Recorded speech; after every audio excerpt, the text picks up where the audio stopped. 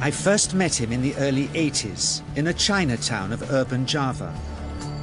He didn't want his real name or address revealed, so we called him DJ for Dynamo Jack. He was only a healer, he said, but he did direct a powerful energy generated from his own body into his patients. Sometimes he used the needles, sometimes just his hands. He called the energy Qi, and it was so strong that he usually needed a grounder to hold his patients' feet. For years we followed him around Java on his healing rounds, pleading to be allowed to film him, but he always refused, saying his powers resulted from a type of meditation with an ancient tradition of secrecy. It was only when my brother Lorne was suffering from a serious eye infection that he finally allowed us to film him in 1987. It was nothing like any acupuncture I'd ever had. I was getting really powerful electric shocks and couldn't control my movements at all. Yin yang, positive and negative, you know. And my positive from here and my negative from here. And we meet together, this can get like electricity. And is this because you're special? You have a special sort of body? Meditation every day. It's meditation that does it? Meditation every day. Like you can touch me, like this. It's nothing, okay? It's my burn. It's just like this. For our sound recordist, it was also a shocker.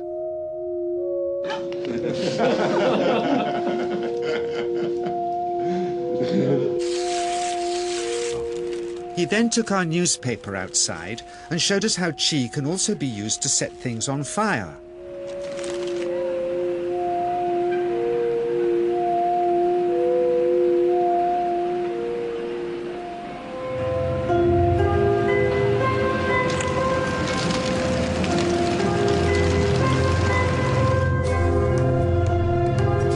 When he heard we'd shown this footage in public, he was very upset and refused all our future efforts to contact him again.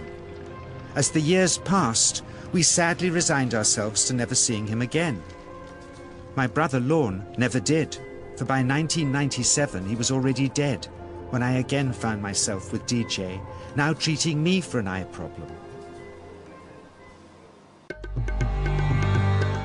But it wasn't this that brought me back. He had tracked me down out of the blue and invited me to tell me a story. He had just returned from 2 years on a deep meditational journey, alone in the heart of Borneo. Amongst his revelations, he had seen, he said, how history was moving on into great change, and the old wisdom was vanishing. So he'd called me back to film just enough of him to remind us that we all have undreamed of powers sleeping within us, and that there's nothing special about him except for his training in waking them. Grounding this patient, my cameraman Joe is having to use all his weight to keep contact. But Qi is pushing him away. He seems able to control the amplitude of this Qi, like a dimmer switch, and it causes uncontrollable responses in the patients and their grounders. I can barely keep my hand on you. It wants to fly off. The electricity is so strong. This mother unwittingly grounds her child. He won't sit still, so she's asked to hold him and grin and bear it. Sometimes, signs of this passing energy can be seen in the transmitter too. This Qi stuff is only the surface, he says, of the real adventure beneath, in the meditational technique.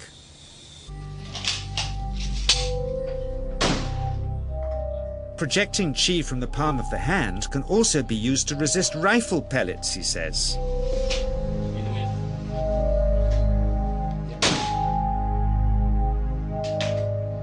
First, you learn to distinguish between yin and yang Qi in your body.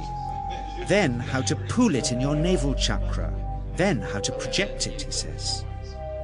And it's the proportionate mixture between yin and yang which accounts for different effects, like pulling or pushing objects or igniting them. Then he gets really strange. He says that mastering yin qi is the key to the spirit world.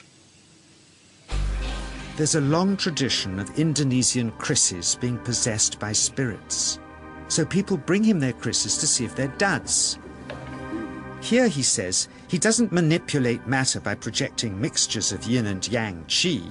He merely creates a field of yin energy in which, he says, if there's a spirit, it can manifest itself.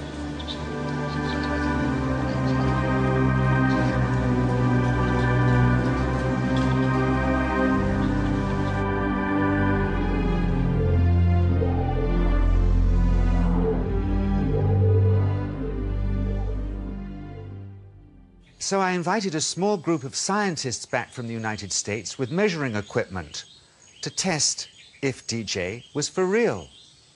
And if so, where might this energy belong on the electromagnetic spectrum? Catherine Cook, CEO of the Mind Science Foundation in Texas. Dr. Roger Nilsson, a Swedish medic and international racing sailor. Dr. Greg Simpson, a physicist from New York's Albert Einstein University, and Andreas Polak, one of DJ's Australian students. The visitors are confident they'll uncover him as a fraud in no time.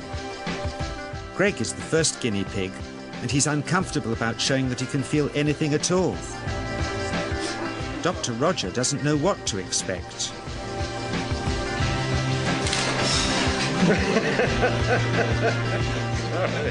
Out comes the metal detector, like the things they use in airports, to see if he has any concealed metal in his body. Then the voltmeter, to try and measure the qi. But how to get it to work? Where's the ground? What settings? DJ suggests that as his negative is his perineum, and his positive is his navel chakra, perhaps that's where the electrode should be attached. He doesn't stand on his dignity. He's eager to help, but still no readings. They're getting shocks off his arm, and now they're on the right settings, but the needle still isn't moving. DJ says it isn't electricity, it's qi. It's 1, 2, up, I feel it in my whole body. I feel it at 3, 0.3, I feel it in my legs. Shit, But suspecting there's some tricky setup on his premises they can't find, they insist we all go to a randomly chosen hotel room several miles away to see if he can light a light bulb with his fingers. It doesn't ground on the wall. So Greg holds and grounds one wire, while DJ pumps qi through the other. The bulbs are LEDs, light-emitting diodes, which ignite in different colors according to the intensity of current. Good. on, off, on. Brilliant. Oh, you're blinking. Things were going well. DJ was enjoying it too, until he invited us all out to lunch at his local, where he tried to push a chopstick through the table. He couldn't get it through the Formica surface, so he came up through an inch of wood from underneath.